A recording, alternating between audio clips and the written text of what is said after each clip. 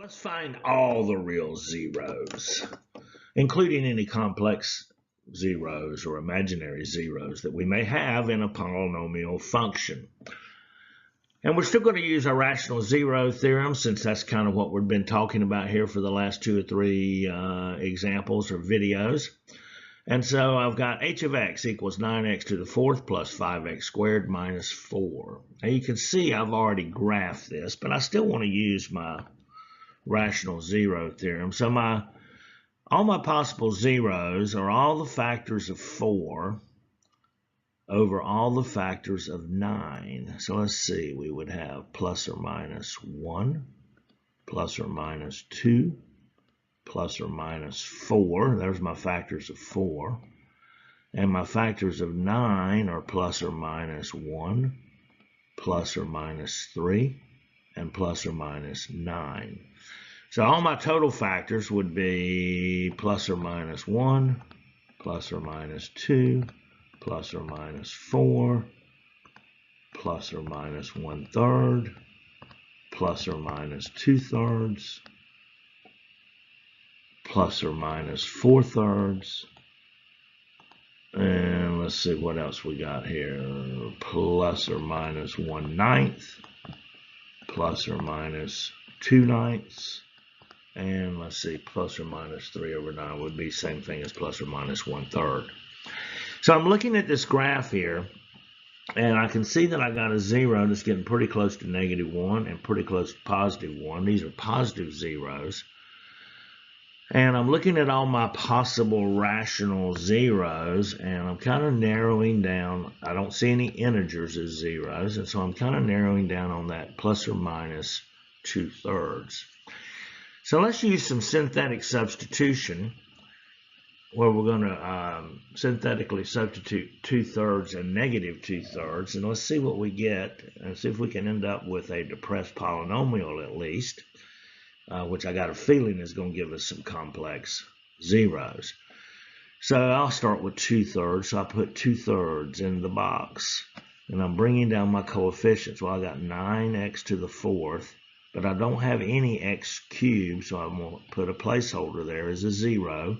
And then I got 5x squared, but I don't have any x to the 1st, so I'm going to put another 0. And then I've got -4 sitting out here.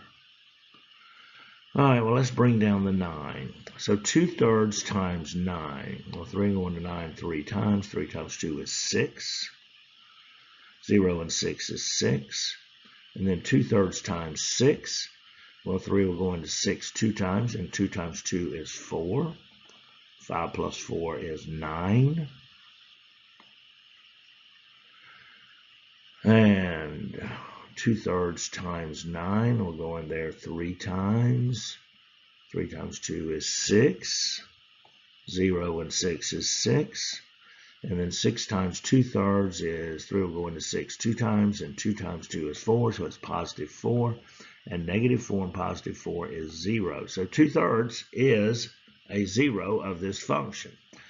Now let's try -2/3. It looks like that would work. I'm bringing down the 9. So let's see, -2/3 times 9. Again, 3 will go into 3.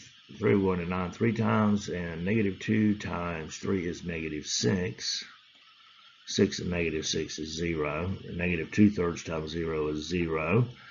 And 9 plus 0 is 9. And -2/3 times 9, I've already done that once. That will be -6. And shazam, -2/3 is in fact a 0. But let's see, now what have I got? I've got a depressed polynomial. We start at a 4th and a 3rd. And it is 9x squared plus 9.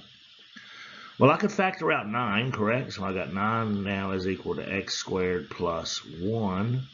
And let's set this x squared plus 1 equal to 0. And so x squared is going to equal -1. And then we take the square root of both sides. And so we got plus or minus the square root of -1. But the square root of -1 is I. And so what are our 4 zeros here? Both real and imaginary? Well, we've got -2/3. positive 2/3, which I could have written as plus or minus 2/3, and plus or minus I. Well, shazam. Not bad. Let's do one more just for fun. All right, so now we got 2x to the 4th minus 5x cubed plus 20x squared minus 45x plus 18. Let's think about all our possible real zeros using the rational zero theorem. So all the factors of 18. So I got plus or minus 1, plus or minus 2, plus or minus 3, plus or minus 6, plus or minus 9. About to write 9 too quick. Plus or minus 9. And plus or minus 18.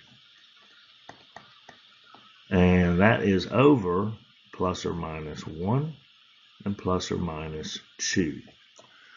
Okay, so let's see what we got here. All my possible real zeros then are plus or minus 1, plus or minus 2, plus or minus 3, plus or minus 6, plus or minus 9, plus or minus 18. And then I've got all of that over plus or minus 2, so that's going to add to this is plus or minus 1/2. 2 divided by 2 is 1, so I got that plus or minus 3 over 2. 6 over 2 is actually 3, so we've already got that. Well, and then we got plus or minus 9 over 2. And then plus or minus, that should be 18 right there, not 8. 18 divided by 2 is 9, so we got that. Now, I'm looking at this graph again, and it looks like I've probably got a 0 at 2. And given my choices here of all the possible rational zeros, it looks like I got a plus 1/2 maybe, not 3/2, and certainly not 9/2. All right, so let's then synthetically substitute both the 2 and the 1/2, see if we can get ourselves down to a depressed polynomial, because I'm looking for 4 total zeros. Let's start with the 2. So I put 2 in the box. I got a coefficient of 2, then I got a -5, then I got a 20, then I got a -45, and then I got 18. Let's bring down the 2. 2 times 2 is 4. -5 plus 4 is -1. But 2 times -1 is -2. And 20 minus 2 is 18. And times 2 is 36. And -45 plus 36 is -9. Times 2, shazam, is -18. And 2 is, in fact, a 0. Well, now let's put 1/2 in the box on this depressed polynomial. See if we can get this down to a quadratic. Bring down the 2. Well, let's see. 1/2 times 2 is 1. -1 plus 1 is 0. 1/2 times 0 is 0. 18 plus 0 is 18, excuse me. And 1/2 times 18 is positive 9. And shazam, there we are again. So we can now have a depressed polynomial of 2x squared plus 18. And I could factor out a 2. And when I do, then I've got x squared plus 9. And let's set x squared plus 9 equal to 0. We're going to find some complex zeros here, I'm sure. So now we got x squared equals -9. And we take the square root of both sides so that x is equal to plus or minus the square root of -9. Well, let's see. Square root of -1 is I. That takes care of the negative. And then I've got the square root of 9 is 3. And so then x is equal to plus or minus 3i. And what would be all of my zeros in this case? My 4 zeros? Well, I would have 1/2. I'd have 2. And I would have plus or minus 3i.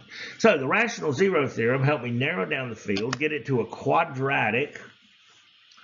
I was able to use it to be able to determine, okay, well, what was this between 0 and 1 in this case? And I said, well, it must be a half, can't be 3/2, can't be 9/2, because both of those are greater than 1.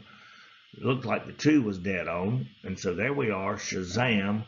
We have used the rational zero theorem to help us factor and find all the zeros of polynomial functions.